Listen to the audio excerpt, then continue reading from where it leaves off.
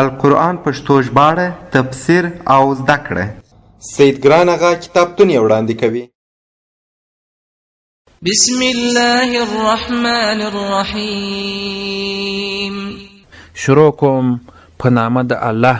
جل جلاله چې ډیر زیات مهربان او پر رحم لرونکی دی. الذين آتيناهم الكتاب يعرفونه كما يعرفون أبناءهم وإن فريقا منهم ليكتمون الحق وهم يعلمون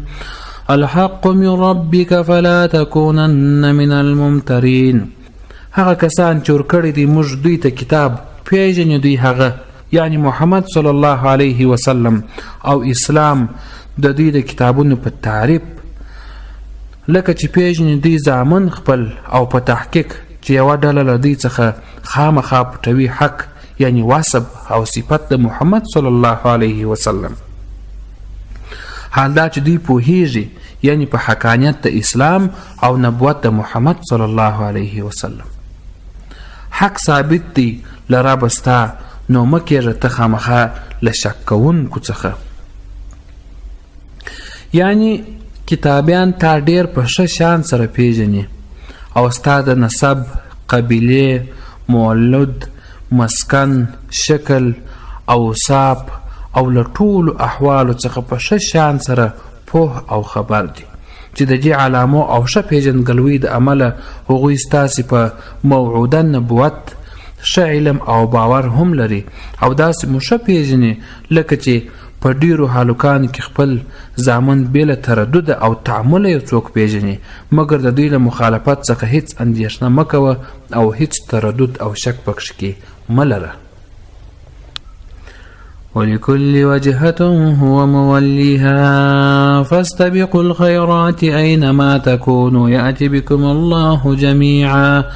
إن الله على كل شيء قدير. او هر یو امت لره یوه قبله ده چې هغه مخ ګرځونکي دي هغې ته یعنې په لمانځه کې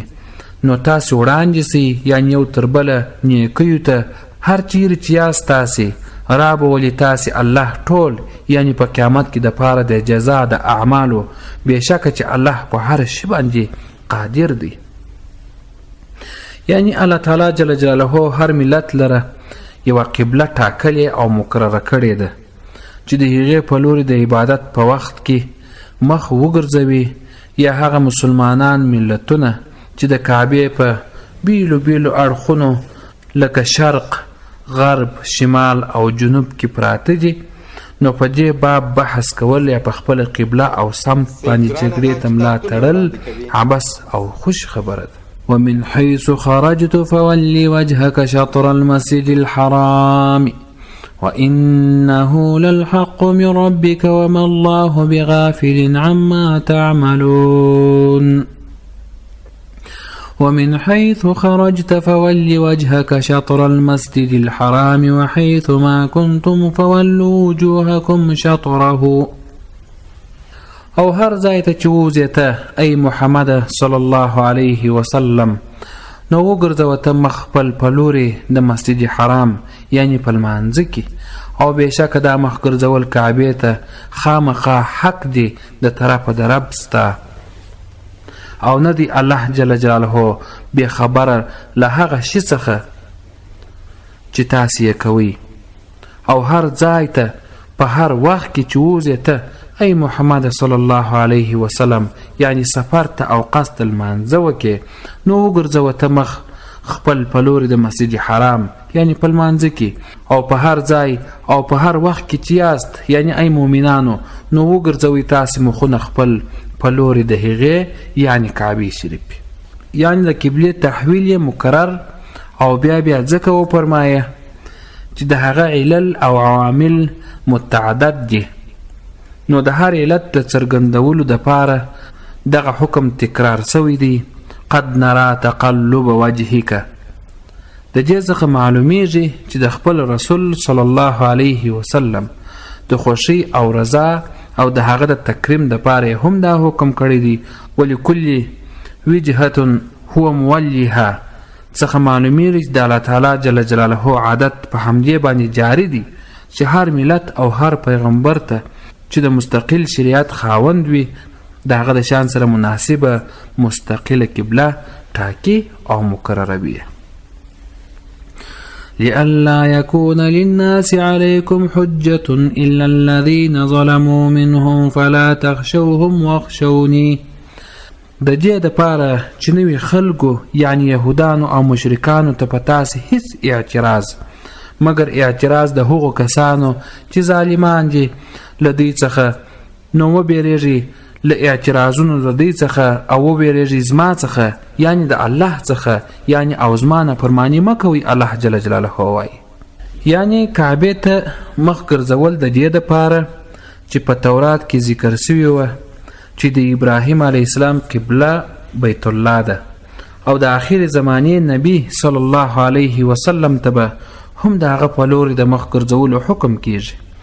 که په محمد صلی الله علیه وسلم باندې د قبلې د تحویل حکم نه کېدی نو یهودانو به خامخا په دوی الزام اړاوه. د بل لوري به د مکې مشرکانو داسې ویل چې د ابراهیم علیه السلام قبله خو کعبه وه، دا نبی چې د ابراهیمي دین مدعی هم دی نو د هغه د قبلې څخه ولې مخالفت کوي؟ نو اوس د قبلې د تحویل د حکم د کبله دوی دواړو ته د اعتراض ځای پاته نه شو، مګر بې انصافانو اوس هم پر تاسو باندې په څه ناڅه الزام اړولو کې بوخت او مشغول دي، نو د دغسې اعتراضونو هیڅ پروا ونه کوي او تل زموږ د حکمونو تابع واوسئ. ولأتم نعمتي عليكم ولعلكم تهتدون. او لپاره د دې چې پوره کړم زه نعمت خپل په تاسې باندې یعنی په هدایت سره او ښایي چې تاسې لاره ومومئ یعنی حق ته.